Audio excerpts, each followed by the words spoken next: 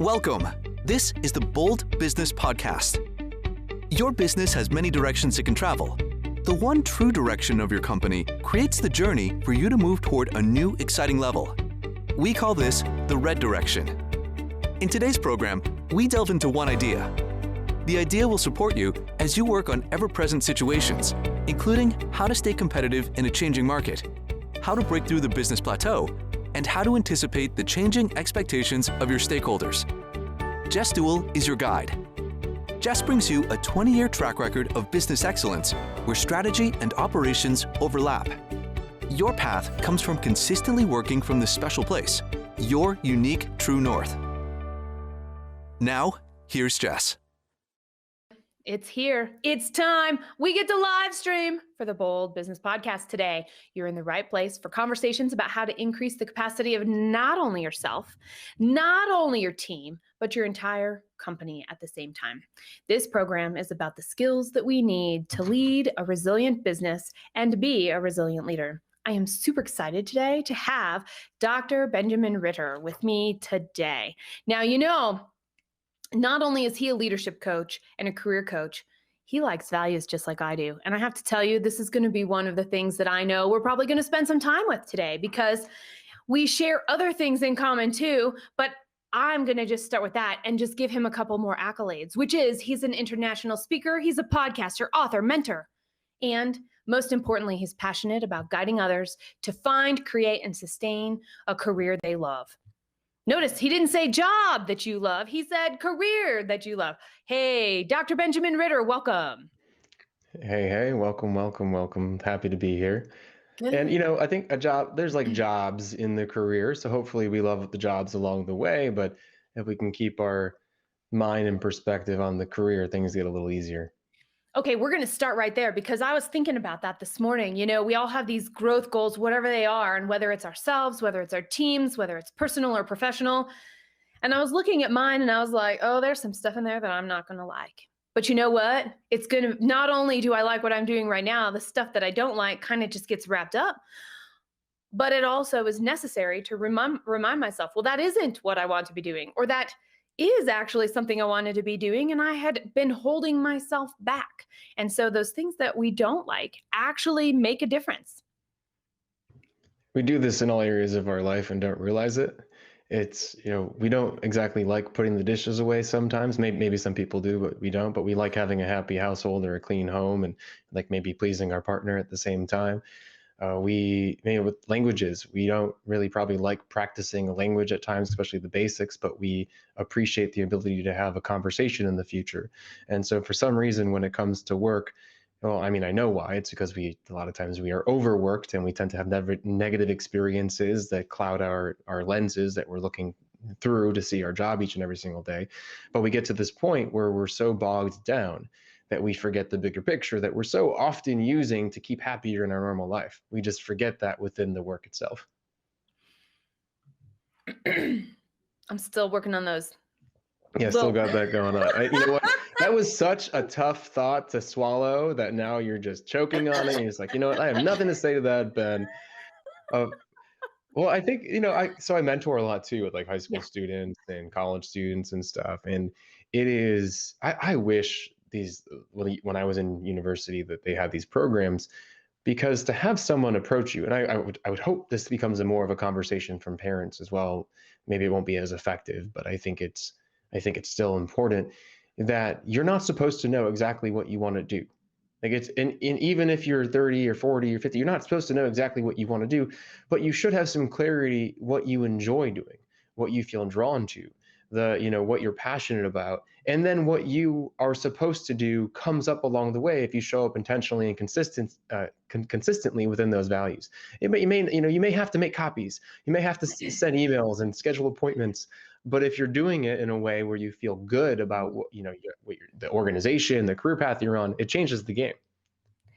It is all in perspective. And one of the things that I have really recognized is if I show up with a bad mood, everything's going to be bad. And if I show up with a hopeful mood, everything is hopeful. And when I show up determined, everything gets done. And so I think that what you're talking about is so true. How we show up is going to be everything. And I think part of how we show up, I'm going to totally geek out with values and you right now, because I have to tell you, Ben, this is something that's really important to me. I want to know what your values are. That's a really good question. It's a very good question. So my number one value is health. Yeah. But when I go through, so I explore, define, and align clients' values when I do values workshops a lot. But that health can be broken down into mental, spiritual, emotional, physical, etc. And those can be ranked as well. And then defining health as also confidence is something that I believe in pretty deeply. It's based on my own personal journey. And I think often people get held up with my value is adventure, and they don't spend enough time actually breaking that down and personalizing that value to themselves. So they get lost. They don't know what adventure means at work. So for example, health at work also, includes psychological safety. And does my work give me the freedom to take care of these areas of health that I deem so important? So that, health is a really, really big one for me. And then if we were to go down the line, we would have openness and learning. Those are my top three values. Okay. Are they the same for your business? Yes. And so I actually, in my dissertation for my doctorate program, did a bunch of research on, are there work values or personal values? Are they different? Are they aligned? And my whole goal was to review person-job value congruence. So the values that someone perceives from their job and the values they have at their job and the jobs that they have personally, do those align? Does that lead to greater levels of job satisfaction? So I'm of the opinion that the values are the same, but the components that we attach to those values are different. Like, for example, I may want more money from work, but I attach that money to my value for freedom or to my value of health even. And so I think it's important to understand what we attach our values to, despite just wanting some of the extrinsic factors or intrinsic factors that come from our jobs. Oh, so true. And it's interesting because there are 9 values that I work with: my values, my family values, and my work values.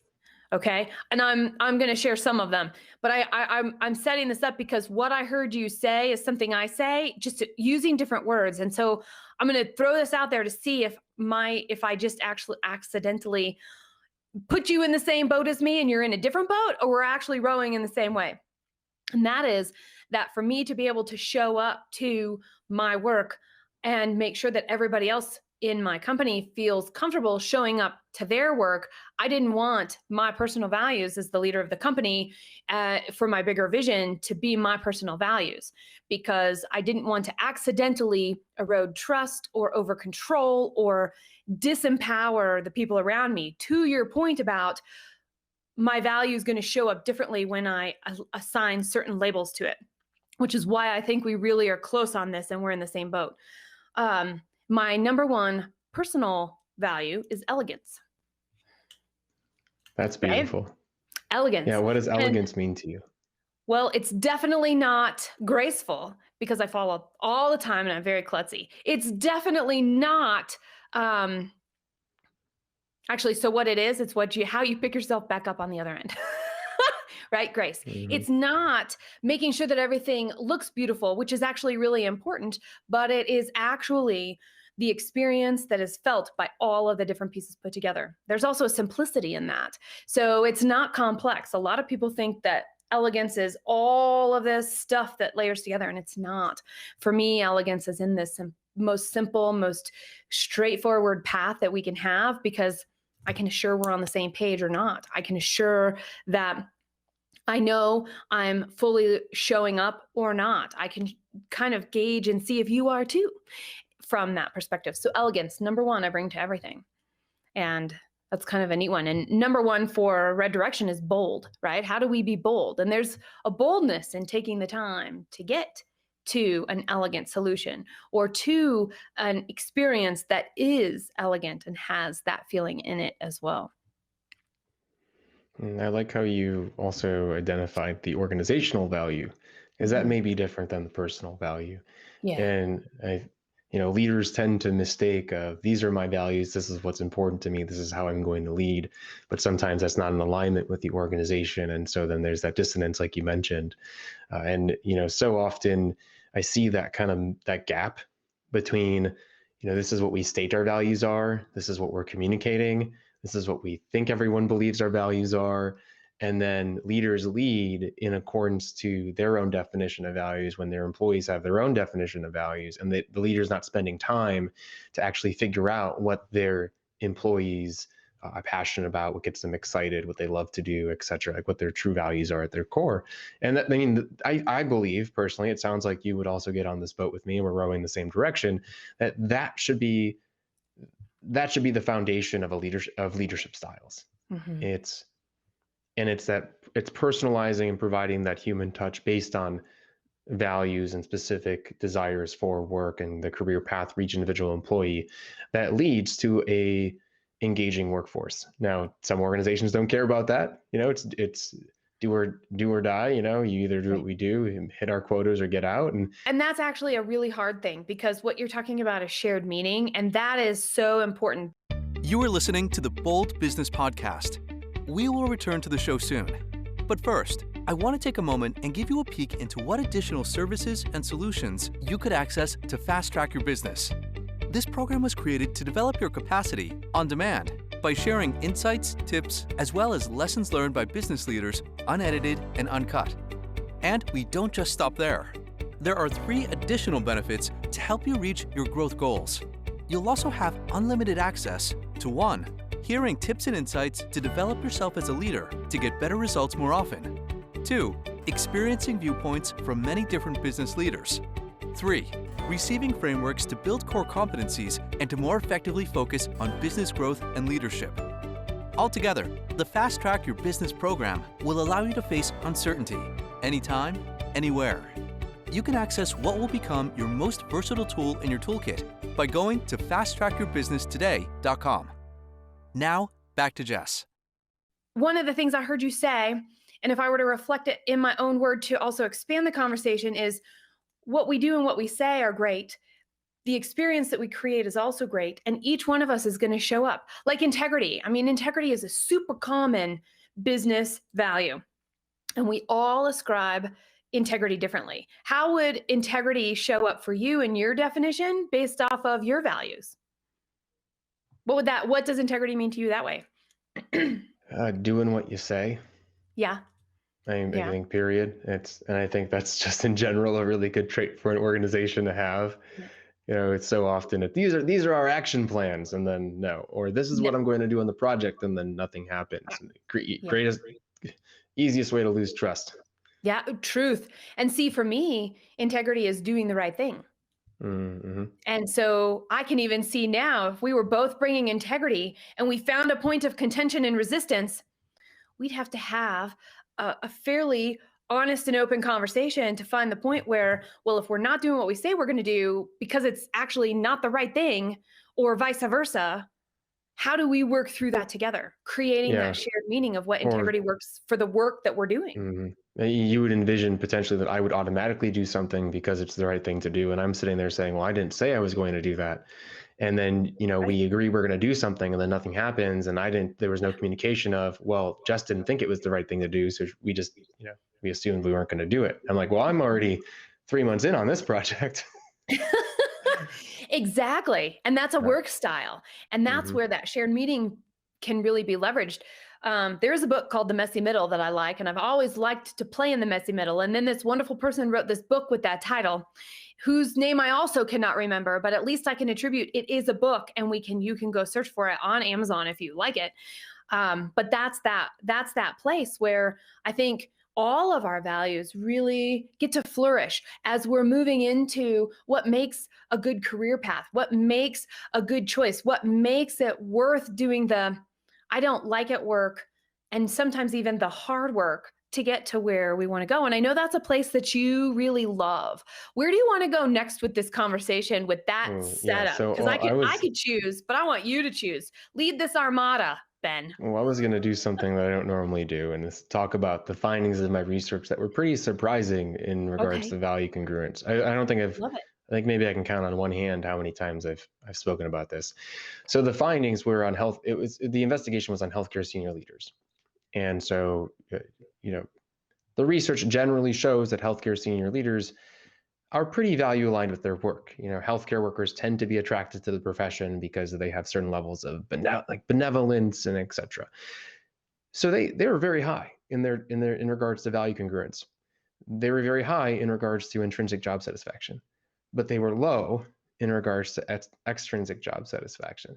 And so what blew me away by this was, it does make sense. If you are value aligned within your work, you may find meaning behind it, but you still can be unhappy if the job isn't providing recognition, the amount of compensation you believe you deserve, and a variety of other extrinsic factors. And so I think, we're sitting here right now. I think there's one sector of leadership development really pushing this humanistic touch, value alignment, intrinsic motivation. And I don't want to lose sight, though, of the fact that you still need to know if your employees feel that they're fairly paid, if you have a good performance management system to ensure that they know that there's going to be professional growth, that they're getting recognized for the work, that these things are still very important. It's not one or the other. It needs to be both.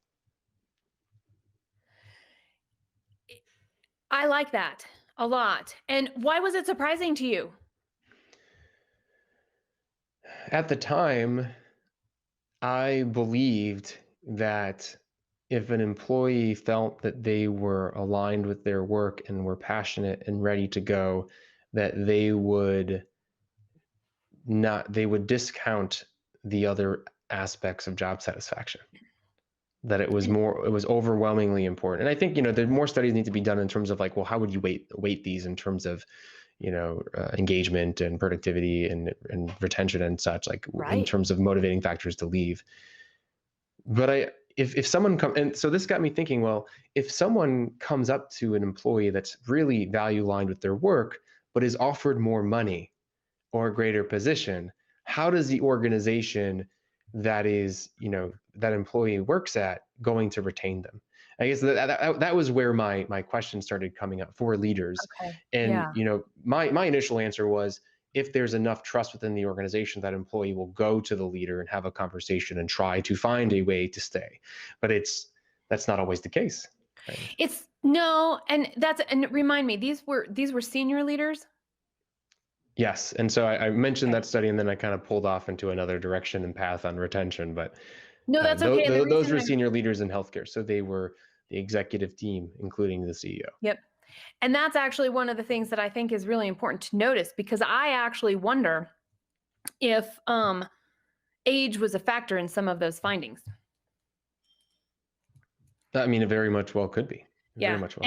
Because there are different parts. I mean, Scott, who will take this and do other stuff with it past our live stream, he on my team, he talks about the fact that he always talks about the fact that I'm like in this building mode, and there's this middle building mode, and I didn't get that right. But he also talks about empire building. That's what he calls it. And then he talks about the fact that there's legacy setting.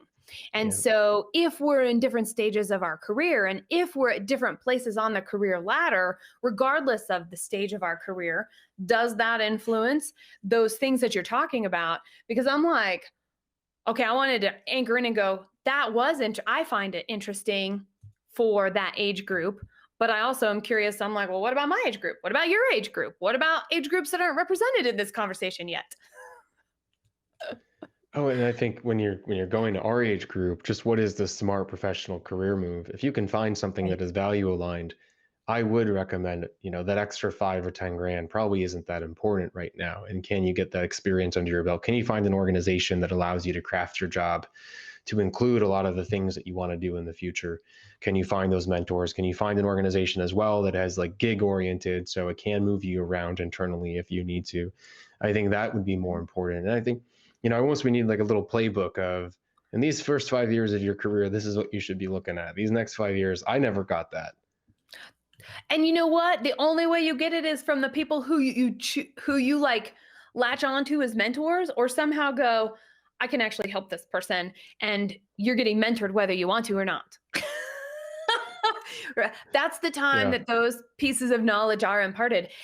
You are listening to the Bold Business Podcast. We will return to the show soon. But first, I want to take a moment and give you a peek into what additional services and solutions you could access to fast track your business. This program was created to develop your capacity on demand by sharing insights, tips, as well as lessons learned by business leaders, unedited and uncut. And we don't just stop there. There are 3 additional benefits to help you reach your growth goals. You'll also have unlimited access to 1. Hearing tips and insights to develop yourself as a leader to get better results more often. 2. Experiencing viewpoints from many different business leaders. 3. Receiving frameworks to build core competencies and to more effectively focus on business growth and leadership. Altogether, the Fast Track Your Business program will allow you to face uncertainty anytime, anywhere. You can access what will become your most versatile tool in your toolkit by going to fasttrackyourbusinesstoday.com. Now, back to Jess. I'm thinking about my dad. If my dad was telling me what to expect versus what actually happened in the first 5 years of his career versus the first 5 years of my career, there is no congruence, none at all. The only thing we have in common is that neither one of us finished college the first time around. I'll be real about that. But other than that, things took off. He, was a dad with young kids when he was starting out in his career. And I wasn't, and I was traveling the world. And so some of it is opportunity based too. And so I don't think we can look to the people we would necessarily think that would naturally come from. And so do you have mentors that are involved in your life that you're looking up to right now? And do you have mentors that they don't know your mentors, like super famous people or dead people, right? I'm just curious now how that fits into your realm of showing up and developing yourself and finding inspiration outside of ourselves when we need it, when times gets tough. Yeah, as I mentioned that I'm mentoring right now for youth. And I think one of the things that I try to push is that you're not looking for one mentor. At least for how I perceive mentorship is you're looking for subject matter experts with opinions in different areas. And you shouldn't one person's opinion and then allow it to create, your decision for you. You should actually go get a bunch. And so when it comes to who I have as mentors, I actually don't have someone that is, I think, above, that is like sensei and guiding me in my life, in my career. But I have built a network based on my business and my values, people that are either below me in terms of professional growth, at my level, or above me, that I would now consider friends based on the amount of time and investment we spent having conversations. And I've built that through, at first, the initial core group was built off of I was offering them something. So I hosted in-person events, and then I also have a podcast. So I would bring people in that I thought were impressive to me, and then we would vibe and we would align, and then I would keep them closer and then give them more value, and then we'd have more conversations, and it would grow from there. It was very much a process. And then there are a few people that I've met through LinkedIn or through recommendations that have very impressive careers and have done some really impressive things that I know I could go to and ask a question with, because they work in a specific industry if I ever need it. And I haven't really needed that right at the moment, because the people that I have in my inner circle as, I guess, my friends / mentors, they were more like of a mastermind. Yeah. Personally. Okay. I'm listening to you, and something that seems very important to the basis of all your work and how you show up is this concept of a two-way street. I find a way to connect, and then I add more value, and then I'm getting what I need, and I get to add more value. And so you're recognizing that there is a two-way street there, and you're always making sure that you're on that path of giving as receiving. I think that sometimes is overlooked in mentorship, whether it's a mentor or a mentee, specifically around the fact that we have this concept of, well, I've decided you're that, so this is what I get, without thinking it and the willingness to take it a little bit further and to actually develop a relationship that lasts beyond that interaction. So that interaction might come to an end. I'm a big believer in beginning, middle, and ends of things. And so knowing when that is, but still being able to be in relationship and serve and support.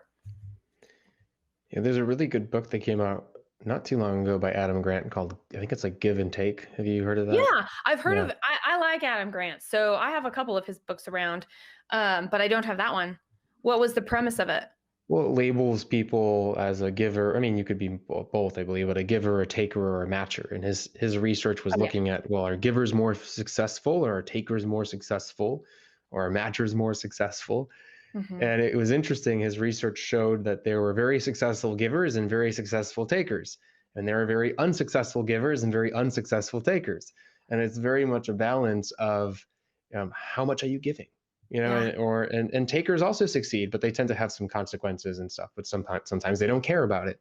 I would label myself as a giver without expectation, because I understand that not a lot of people there there's a lesser percent of people that are going to want to engage and have a conversation with me, and a lesser percent of that are going to become you know longer term relationships or potential, and not resources, but I think friendships or acquaintances in my life that I'm going to want to sustain, and a very small percentage of that is actually going to sustain probably for longer than a couple of years, and that is also going to be relevant because my career path might change, my interests might change, where I'm operating might change.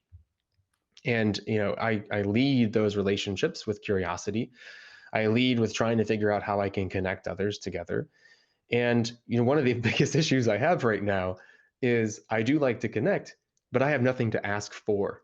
And when you are connecting with people, it is good to have something to ask for, because it gives the other person something to do or look for, and it also gives a little bit more of a goal and purpose for the meeting itself. You don't want to lead with that, but it's good to at least have it in the back of your mind. I don't know what you think about that.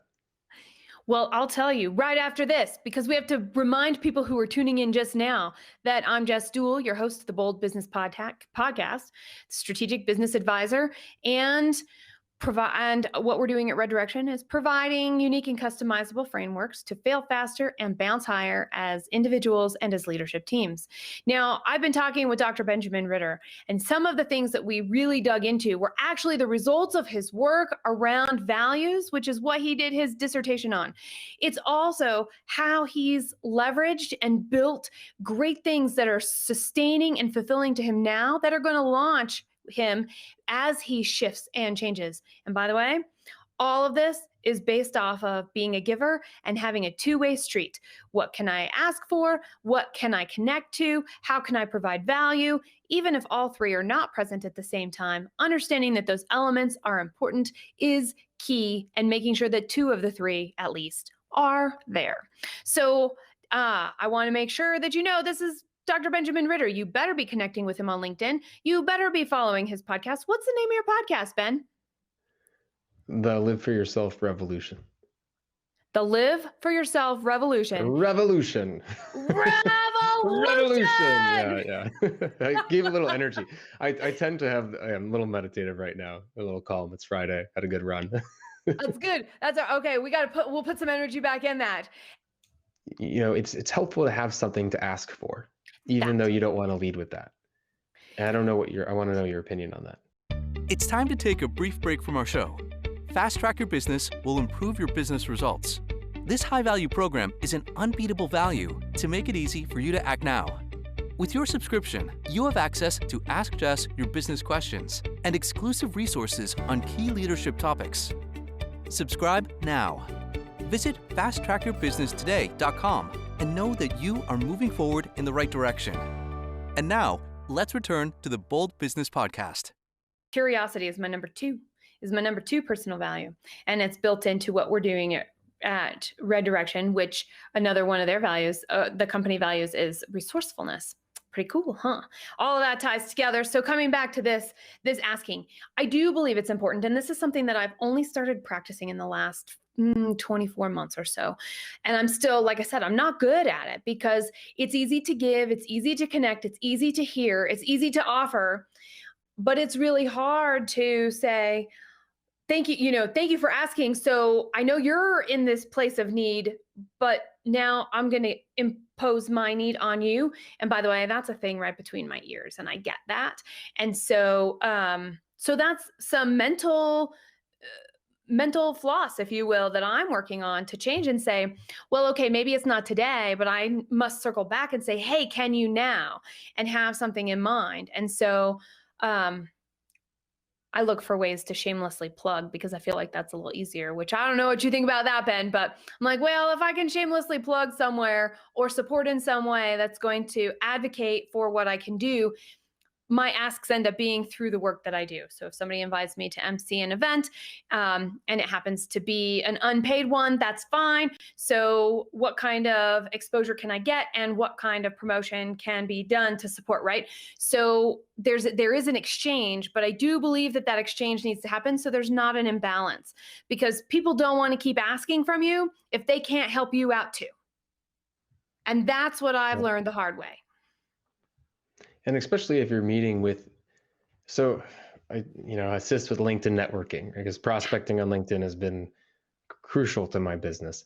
And if someone's responding to your outreach and they're not looking to be a client, but they are worthwhile for a conversation, that person is a connector. If I was to label that, and so they want to connect. They live off of that. And so you need to have something to offer them, or else they're not going to actually feel, they're not going to have a reason to think about you.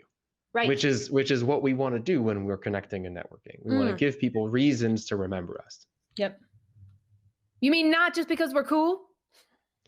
There's, I feel your coolness. I will remember it. I'm actually turning up the heat right now.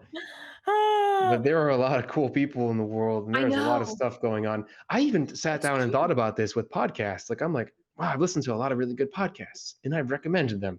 But if I sat back and I tried to remember the guests on those podcasts, I will be, 3 names maybe.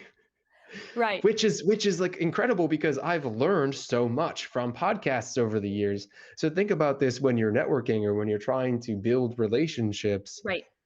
How many times you need to get in front of somebody. That's right. To your point. And not only being cool is memorable, but actually being able to recognize, there can be an exchange here. And I think that's really where what you're getting at. And if I were to sum it up, I need to get better at the exchange a lot. And that's okay, because that's just I'm like, all right, well, so if I want to break through, this is my hard work. This is the thing I don't like to do, but it's imperative for the path that I am on to stay on that path, because I want to be on it. Ooh, well, this is just happened to me last night. So it was a late night, closing my computer at like 11 o'clock.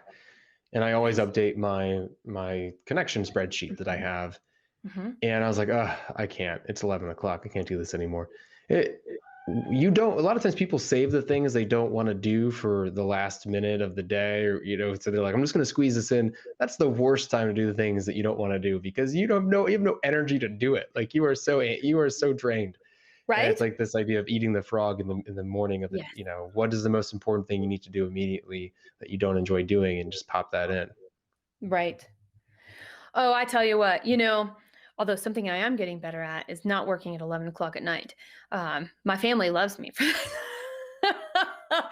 I was also a long learning. So recovering one of those. And every once in a while, stuff happens, deadlines occur, commitments have been made, and that has to happen.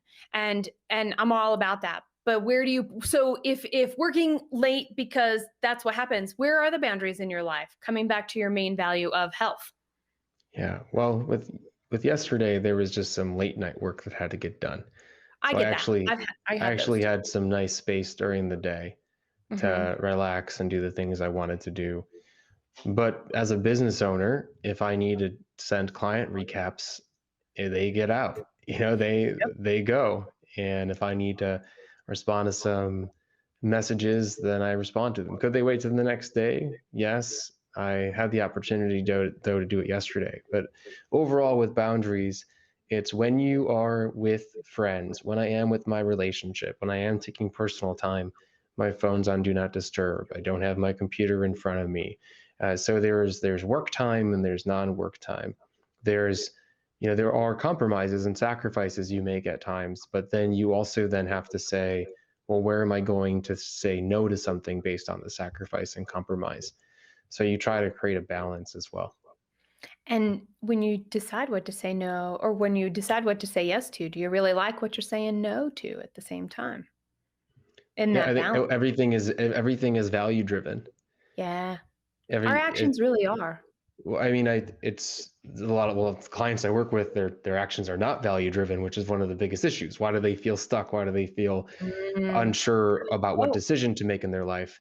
It's because that, they're not. Yeah, you look keep like you want going. to say It's because something. they're No, no, not. go for it. Oh, you see my face? You're like, You're it's just going. waiting to get out, Yeah, I know you want right? it. Um, well, and that's actually interesting because what they say they value isn't what they really value. The premise of the work that we've been doing for over 20 years is you prioritize what you value, period. And so if you're not getting the results you want and you're stuck, do you really like what you're prioritizing? Do you really like what that means for your values? And if not, how do you change your priorities so that you can be more value driven? And so I think that's a kind of a There's big an, piece of that. a caveat to that though, because that is Oh, I'm sometimes the ready. case. That is Yeah. sometimes the case for sure.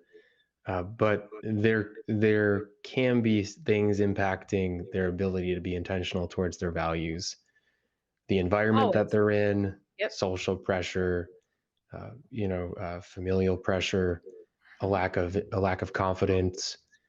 So there's with those can actually restrict someone's ability to be more intentional. Uh, Usually, if you give someone clarity, as in what they're actually doing and what they actually care about, and then they actually realize this is what I care about, because usually the people that are stuck don't have clarity on who they are. If I asked you Yeah. define yourself, they'll say I have no idea how to, and I don't know what I stand for. If they have that piece, that usually builds more confidence. A lot of times I work with work with clients that they have issues with networking. They go into a room when we used to be able to go into packed rooms, and when they're having conversations, all they're thinking about is, what is this person thinking about me? Am I Mm-hmm. saying the right thing? And really fun thing happens when you get clear on your values, you stop thinking that. Right. And so that level of confidence that comes in self-assuredness usually leads to greater intention of someone's actions and greater alignment. I agree with all that. And then, so I'm thinking about, let's say, family pressure, whatever that might be. It could be not getting grocery shopping right, all the way to not really feeling heard, all the way to still being at home and feeling incredibly like everything is out of control, right? So, and so many more that we can't even name. But I'm thinking about that, and I'm wondering, so can't you still be intentional even with those pressures or constraints? It just might not be all of the intention because all of the desire can't be realized, but we can still be intentional even if it's 1%. And there comes the question of, who are you putting as more important in your life?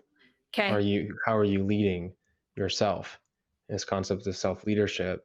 So Yeah. each and every single day, you are putting the priorities of everyone around you higher than yourself.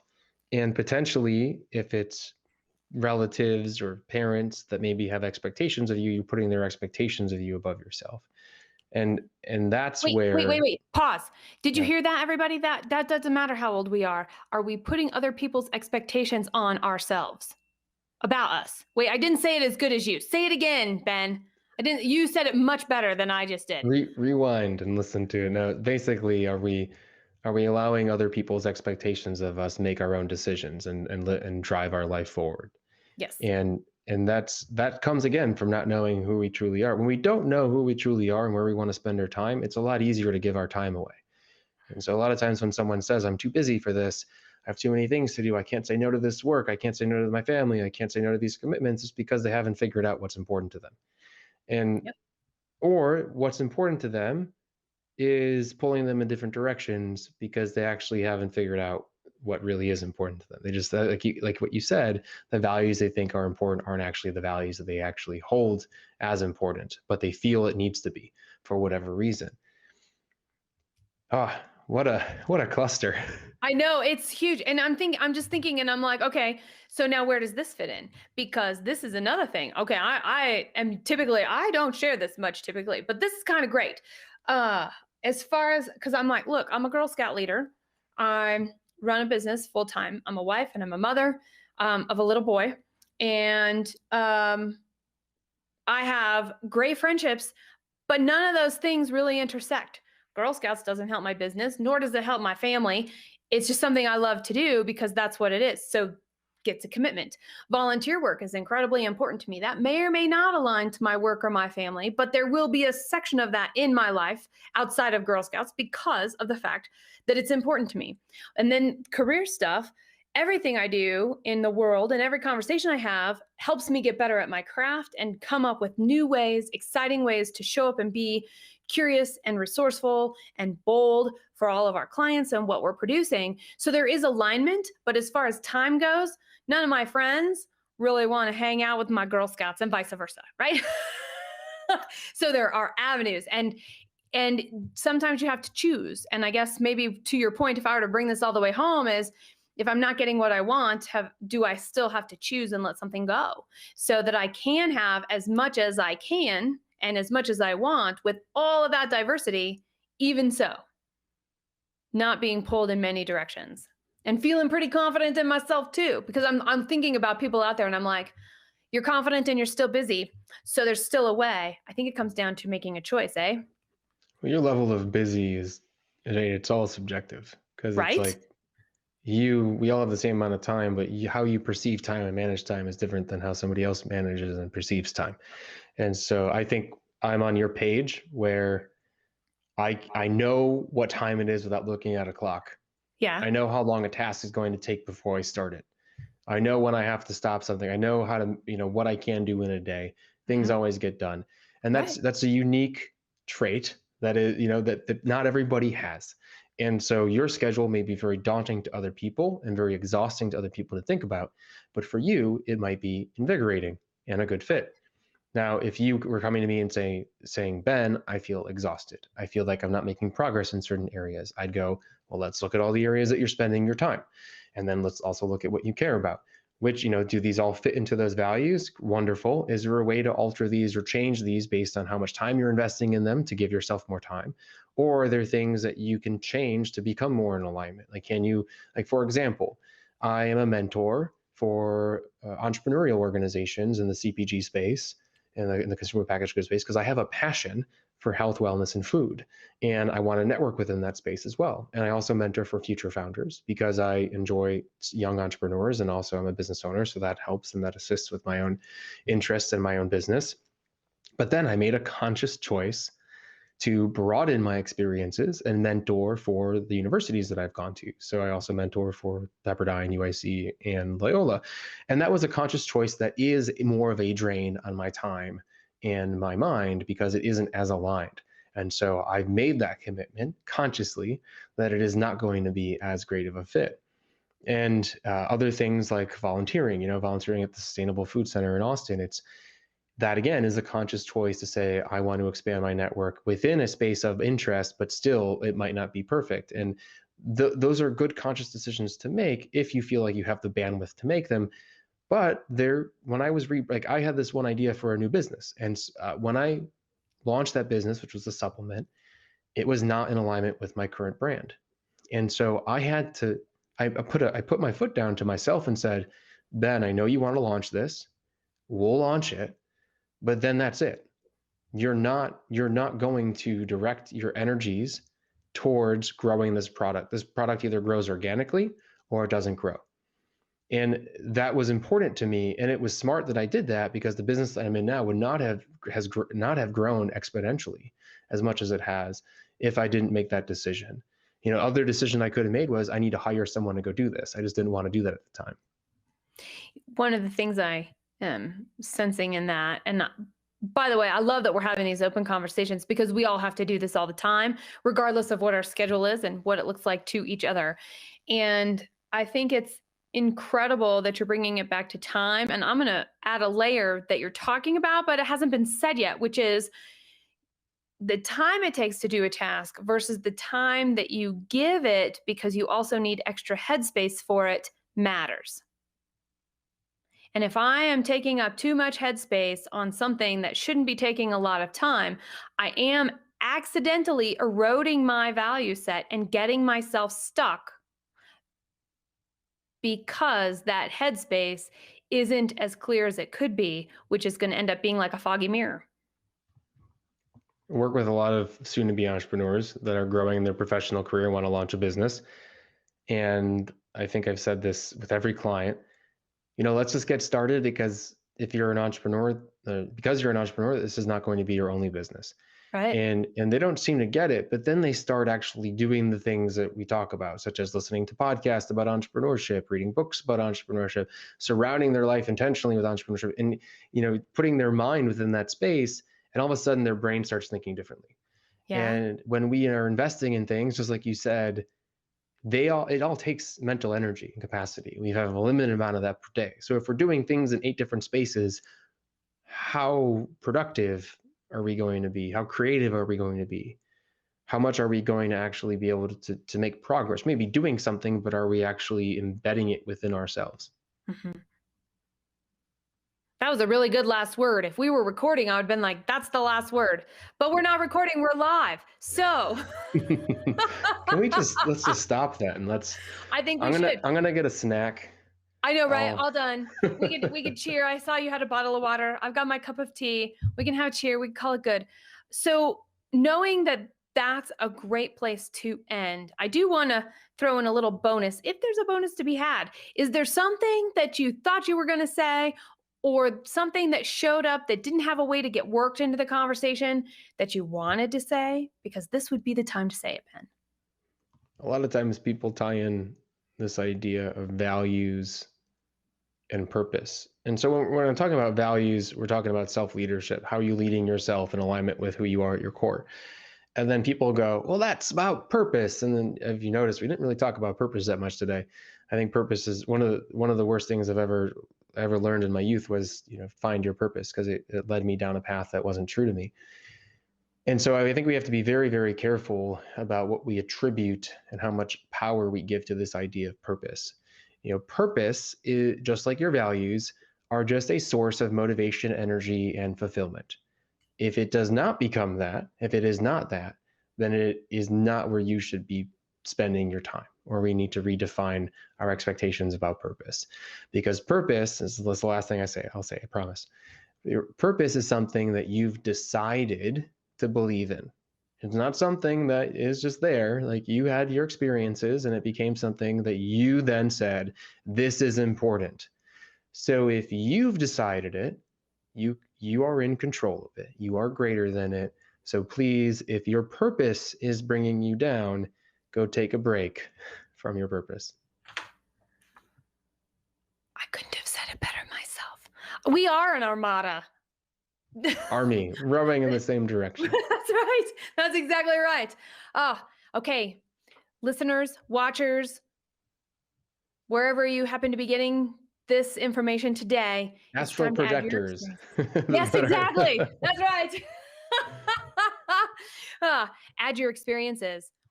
We want to know what your take of this conversation is. We want to know what you've done that we could learn from as well, more than our conversation here today.